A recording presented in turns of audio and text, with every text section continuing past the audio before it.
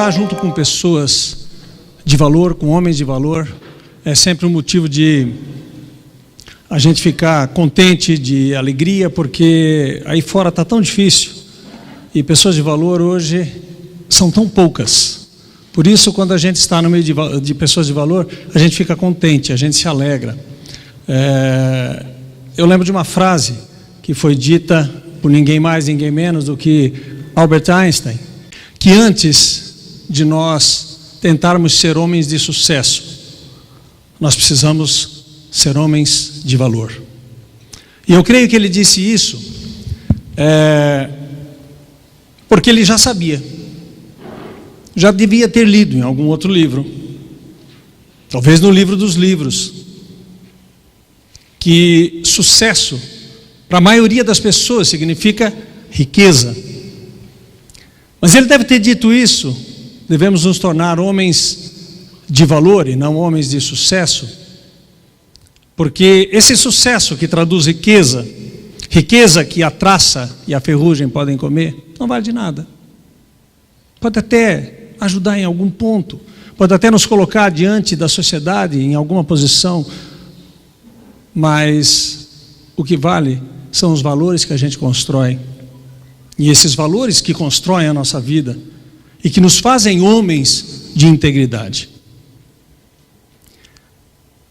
Eu quero começar a minha fala mostrando para vocês essas manchetes que têm aparecido nos últimos dias, nos últimos meses, por que não dizer até nos últimos anos. Manchetes que, infelizmente, estão se tornando para a nossa vida paisagens. Paisagens pelo número de vezes que elas aparecem nos mais diversos meios de comunicação, especialmente jornal, TV, revista. Todas as mensagens falando de desvios, de fraudes, de roubos. E aí a gente começa a se perguntar: de quem é a culpa de tudo isso daí? Aliás, eu até prefiro perguntar outra coisa, porque de quem é a culpa a gente não vai achar. Talvez seja melhor a gente começar a perguntar se diante de todas essas manchetes, se diante de tudo isso que a gente está vivendo, vendo, ouvindo, se vale a pena a gente viver uma vida reta, correta, uma vida justa, uma vida de integridade, uma vida limpa. Eu tenho certeza que, não digo todos, mas muitos de vocês que estão aqui nessa noite já pararam para se perguntar isso daí. Poxa, eu tento viver uma vida certa, bacana, legalzinha, e não estou tendo prosperidade. O outro colega ali, ele faz de tudo que pode e o que não pode. Ele está crescendo. Ele foi promovido na empresa. Ele está enriquecendo. E olha como é que eu estou.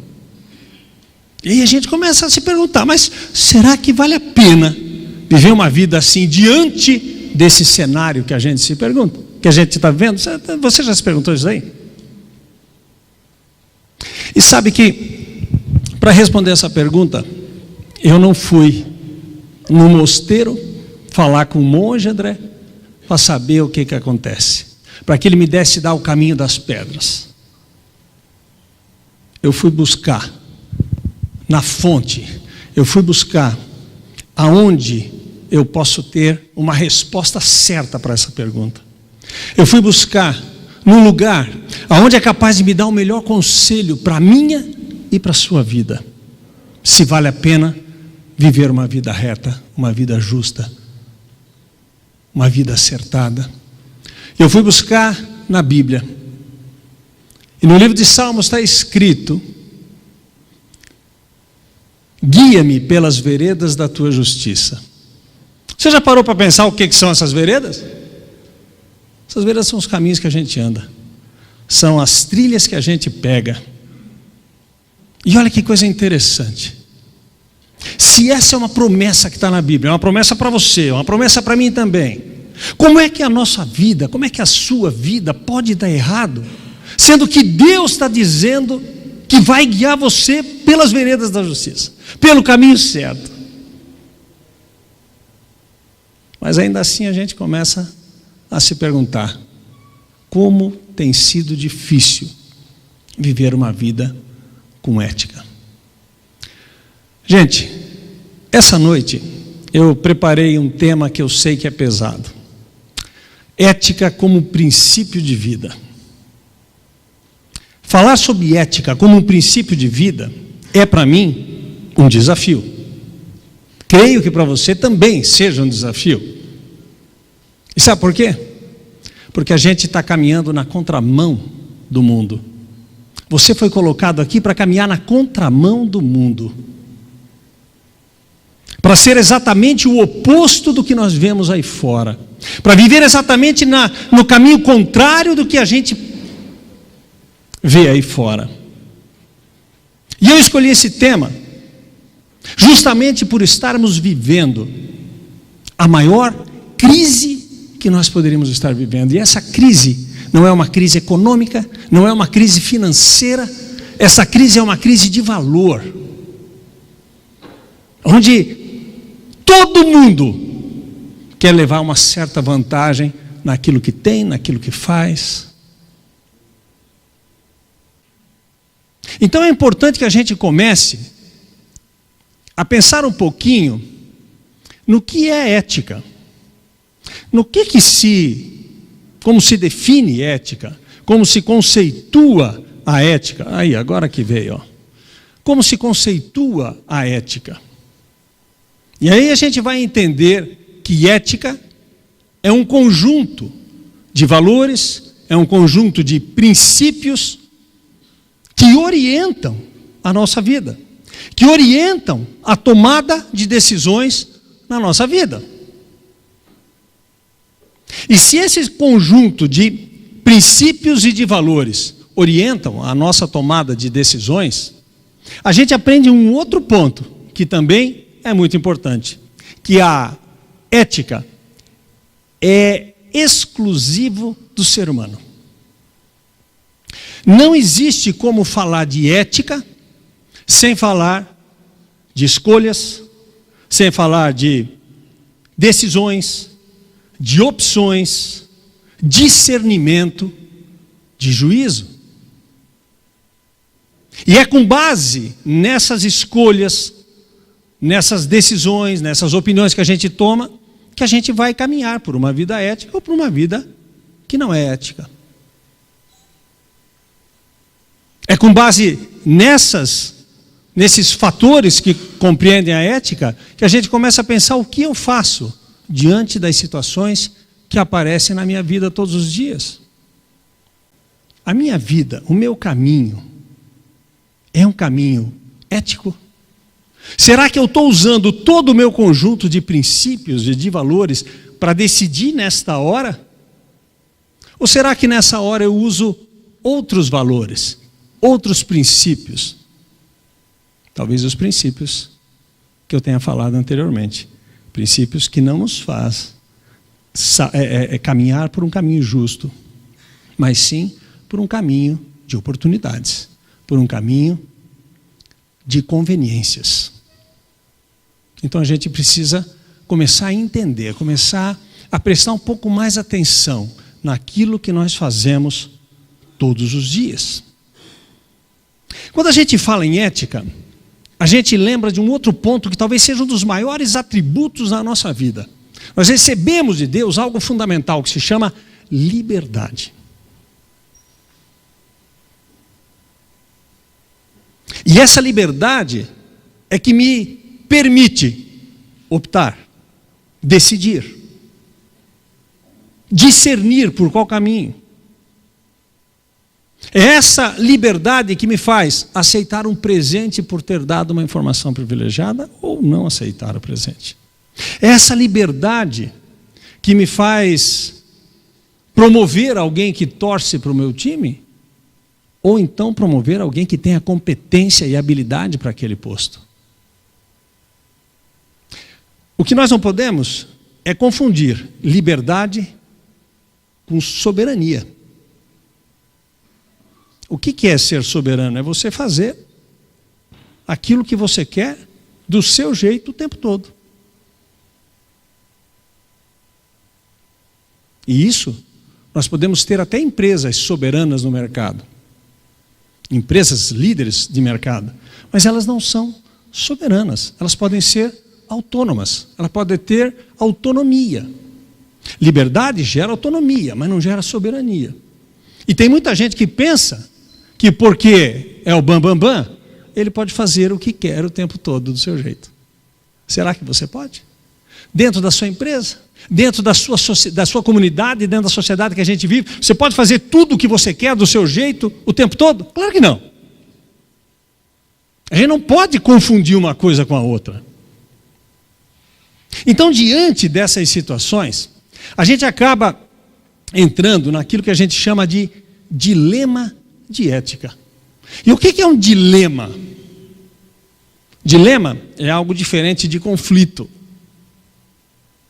Dilema é quando você tem, por exemplo, duas coisas para você decidir, mas uma delas não é eticamente aceitável. Aí você está diante de um dilema. Aquela coisa que eu falei, se a moça entrega um troco maior do que você deve receber, que decisão você toma? Devolve o troco? Ou faz de conta que ninguém viu, põe no bolso e vai para frente? Você tem a opção de escolher qual caminho você vai tomar, mas só uma é aceitável, a outra não é. Então nessa hora você está diante de um dilema de ética. É diferente de um conflito. Um conflito é quando acontece o seguinte: você tem duas decisões. Perdão, só deixa eu botar aí. Duas decisões, mas as duas decisões são aceitáveis. Aí você está diante de um conflito. Qual é a melhor decisão a ser tomada? Então a gente precisa entender o que é uma coisa e o que é outra coisa, que são coisas totalmente diferentes, mas que nos afetam no nosso dia a dia, que muitas vezes emperram a nossa decisão. Então entender o que é um dilema e entender o que é um conflito, o que é bom e o que não é bom. Nessa hora você está diante de um dilema. Quando duas coisas são boas, você tem que optar por uma, você está diante de um conflito. Então a gente precisa começar a usar esses conceitos para a nossa vida. Entender que ética, esse conjunto de valores, é diferente de moral. A gente às vezes pensa assim: poxa, mas será que pode existir alguém sem ética vivendo no nosso meio? O que você acha? Tem ou não tem? Existe uma diferença entre ético e antiético e aético. Aético é aquela pessoa que diz não ter ética nenhuma, o que eu não acredito. Ético é a pessoa que usa o seu conjunto de valores e princípios para nortear a sua vida nas suas decisões. E o antiético? Você conhece alguém? Com certeza conhece alguém. O fato é o seguinte: em todo grupo existe ética. É isso mesmo. A gente às vezes se pergunta assim: será que existe ética para esses políticos corruptos? Esses que estão roubando recursos públicos? Será que existe ética para quem corrompe, para quem mata, para quem trafica? Será que existe ética para aquele empresário que agora, no último dia do imposto de renda, ele deu um jeito, ele fraudou a sua declaração para que ele não pagasse imposto de renda? Será que existe isso? Eu posso dizer que existe, mas assim mesmo existe ética. O que acontece é o seguinte: é que a ética desses grupos, a ética dessas pessoas, não combina com a nossa ética, com o nosso conjunto de valores, com os nossos princípios. Mas isso não dá a nós direito de dizer que eles não têm ética. Existe a ética dos ladrões? Existe. Existe a ética dos bandidos? Existe. Dos traficantes? Existe. E quem fere a ética, morre. Ou seja, todo mundo tem ética. Todos os grupos têm ética. Os grupos aos quais a gente pertence, que é uma ética diferente da deles. A deles, a ética, trabalha na direção do fraudar, do corromper, do traficar, do matar. Diferentemente dos nossos princípios e dos nossos valores, que caminham na direção da transparência, da honestidade e da integridade, que é o grande mote desse movimento chamado Holy Hour. É formar pessoas, homens de valor. É formar homens com integridade, homens com conduta ética acertada. Não é fácil. Falar de ética é um desafio. Entender de ética é mais ainda. Aplicar a ética é que é o grande negócio. Por isso, existe uma diferença entre ética e moral. Qual é essa diferença? Ética a gente já sabe. É um conjunto de valores, de princípios que orientam as nossas decisões no nosso dia a dia, na nossa vida. E moral? Moral nada mais é do que praticar esses valores e esses princípios no nosso dia a dia. Vamos entender melhor? A ética diz que eu não posso pegar aquilo que não é meu. Que uma pessoa não pode se apoderar do que não é dele. Isso é ética, é um conjunto de valores e princípios. Moral é o uso desses valores, é a prática desses valores, ou seja, eu não me apoderar de nada do que não é meu, eu não pegar nada do que não é meu, isso é moral. A minha pergunta para você é: como está a sua ética e a sua moral? A esse conjunto de ética, esse conjunto de moral, quando elas se somam, isso dá para nós uma vida muito melhor. Isso traz para nós resultados incríveis. Por isso que viver eticamente, viver com moral, praticar aquilo que se diz que se faz, é fundamental para que a gente tenha sucesso na nossa vida, na nossa carreira. Sucesso enquanto pai, enquanto líder, enquanto profissional que você é. A gente precisa disso. Praticar a ética, praticar o moral. Ética mais moral significa dizer o seguinte: a vida tem norma, a vida tem regra, não é um vale tudo. Aonde quem bater mais ganha, aonde quem roubar mais está levando vantagem, está ganhando, não. A vida tem normas, a vida tem regras. E essa vida de regras e de normas, quando vivida eticamente, junto com sua moral, você ganha. Você tem vantagem competitiva, você sai na frente. Eu quero falar agora de um ponto que está na Bíblia chamado, em Marcos, está escrito lá: de nada adianta o homem ganhar o mundo e perder a sua alma. Se a gente considerar tudo que eu falei até agora, a gente vai parar um pouquinho nessa passagem da Bíblia e vai começar a pensar assim: mas espera aí, o que está querendo dizer essa passagem? De nada adianta a gente ganhar o mundo e perder a alma. A alma, nesse ponto, significa a sua integridade. Você por inteiro. De nada adianta você ser rico e ser uma pessoa que não tem integridade. Você pode perder tudo na sua vida.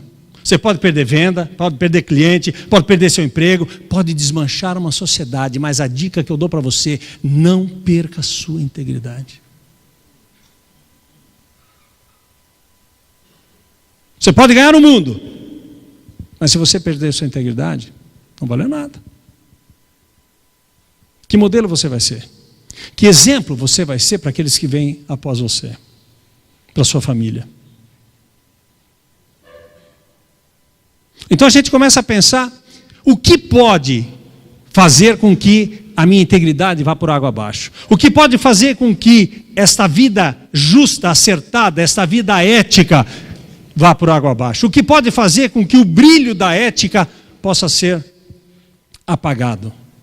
Então eu quero falar um pouquinho para vocês sobre 5 fatores que eu entendo tirar o brilho da ética. São 5 fatores que no dia a dia a gente vive com eles. No dia a dia eles aparecem para a gente. E que se a gente não tomar cuidado, esses fatores irão tirar o brilho de uma vida ética, de uma vida transparente, de uma vida de integridade. E esse primeiro fator é a pressão que a gente vive o dia a dia. Essa pressão, ela está presente em todas as áreas da nossa vida. Essa pressão existe, por exemplo, na sua família. Quando a sua família exige uma situação de vida, um conforto de vida, que muitas vezes nós não temos condição de dar. E muitas vezes essa exigência é apenas para que a gente se pareça com o vizinho. Mas é uma pressão.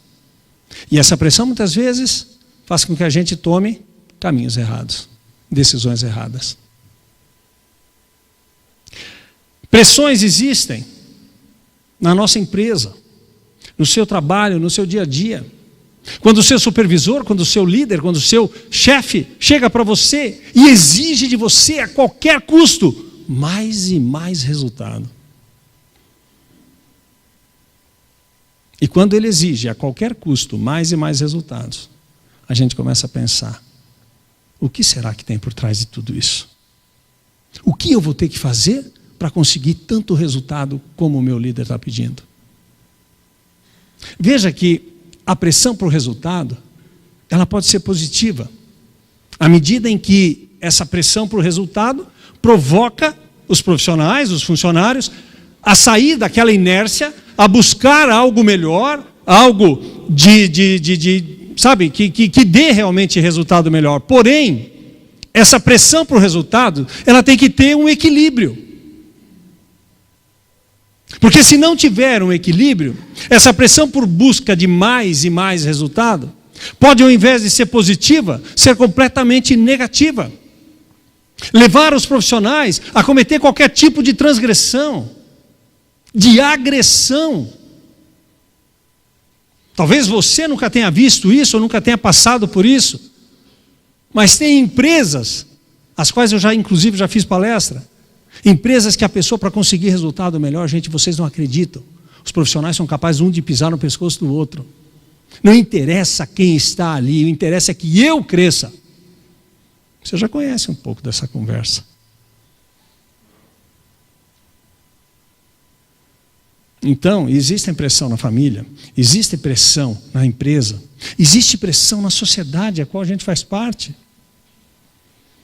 E como existe pressão da sociedade? Essa sociedade que muitas vezes a gente, sabe, acaba convivendo, acaba entrando em alguma roda social, algum meio social, e esse ambiente onde a gente está exige da gente posturas diferentes daquela que a gente gostaria e deveria tomar. Exigem condições econômicas diferentes. E aí o que acontece? A gente, na busca, a gente acaba entrando em atalhos, caminhos que não deveriam. Há quem diga que a maior distância entre 2 pontos é um atalho, e não a menor distância. Então a gente precisa começar a tomar cuidado. Para que caminho a gente está indo? Em busca de algum resultado. Eu quero mostrar um filmezinho rápido para vocês. E esse filmezinho mostra exatamente essa questão da pressão. Quando a gente muitas vezes é pressionado, seja na empresa, na família, quando a gente busca alguns atalhos e a gente acaba depois vendo que não valeu a pena. Deixa eu mostrar esse videozinho para vocês.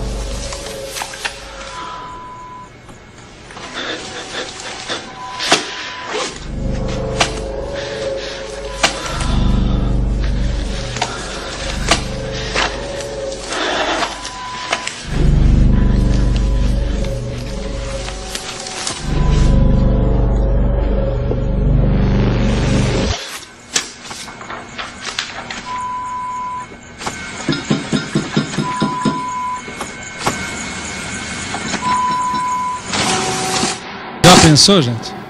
Uma situação dessa? Mas a pressão às vezes nos faz tomar caminhos, atalhos, que com certeza nos levarão a resultados muito piores do que aqueles que a gente imaginaria que teria. Um outro ponto que estraga, que ofusca o brilho da ética, é o prazer. Primeiro, a pressão. Segundo, prazer.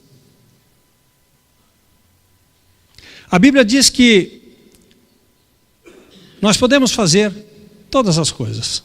Tudo nos é lícito. Mas nem tudo convém a gente. E às vezes a gente pensa que por alguns minutos de prazer a gente vai sair vitorioso, vai sair, contente. E depois a gente acaba vendo que o resultado desses minutos de prazer não foram bons. Se a gente olhar e caminhar apenas pelo viés, nós que somos homens, de prazeres que a vida nos traz, prazeres que o mundo aí fora nos oferece, a gente vai ver que esses prazeres muitas vezes tiram o brilho de uma vida ética. A Bíblia tem exemplos recheados aí. Davi, Salomão, Sansão. Por alguns minutos de prazer, estragaram toda a sua vida, todo o seu ministério, todo o seu reinado. Um terceiro ponto que ofusca o brilho da ética é o poder. E o poder é algo que não é bom, não é ruim. O poder, ele pode ser bênção, o poder pode ser maldição. Depende de como a gente faz o uso disso. Talvez isso tenha inspirado Henry Ford a dizer a seguinte frase: se você quer conhecer o caráter de uma pessoa, dê poder a ele.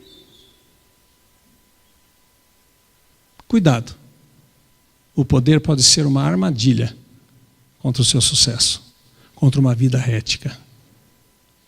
Se você se julga poderoso, cuidado. Pense um pouquinho mais naquilo que tem nas suas mãos.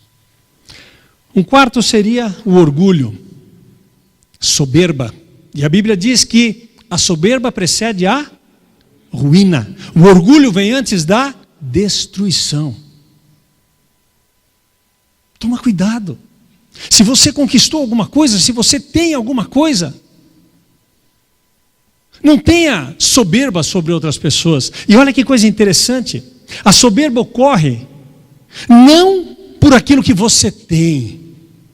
A pessoa não se torna soberba por aquilo que ela tem. A pessoa se torna soberba por aquilo que ela tem quando comparado com a pessoa que está do lado. Aí é que você se torna soberbo. Quando o seu carro é melhor do que o do vizinho. Quando a sua casa é melhor que a do vizinho. Ter um carro é legal, né? Mas ter um carro melhor do que o cara que trabalha com você é muito melhor. Você não tem noção. A gente cresce, parece que a gente fica no ar. Cuidado. A soberba, o orgulho, leva a gente à destruição. Leva a gente a ter uma vida não ética. Por último, prioridades.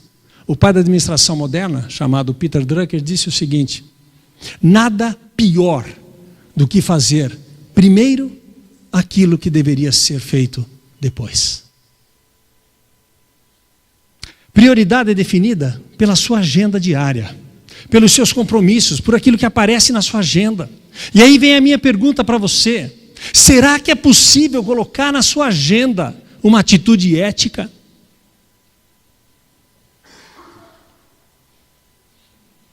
Tem um conceito novo de marketing, e aqui está o Wagner, que trabalha com marketing. Tem um conceito novo de marketing que se chama storytelling. E o que é o storytelling?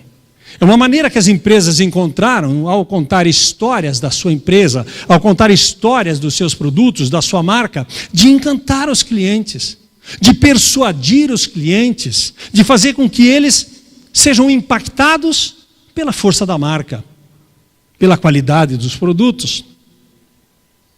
E recentemente foi descoberto, e aqui eu faço questão de frisar, que isso não é uma invenção minha, mas isso é matéria corrente na internet, então por isso eu me dou o luxo de trazer para vocês como um exemplo de como a ética precisa ser uma prioridade.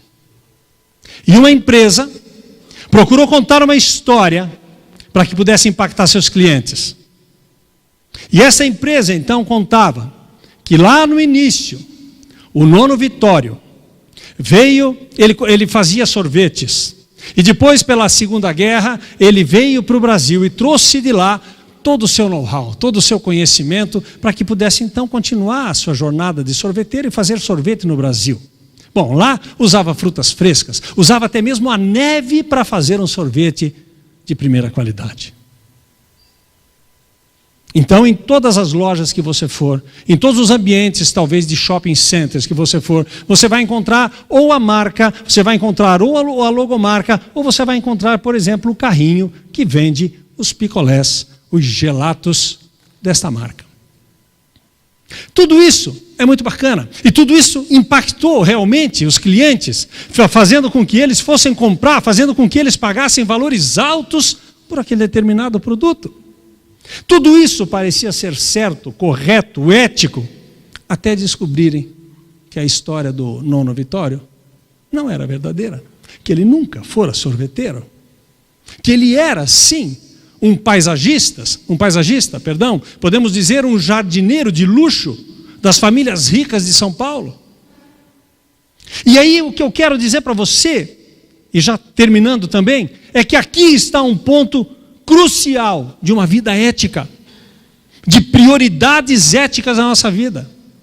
Porque quando se mente para o cliente começa a avaliar, a pesar, começa a pensar assim, será que realmente o que eu estou comprando é verdadeiro? Será que tudo aquilo que se diz do produto, da marca, da história da empresa, ela é real?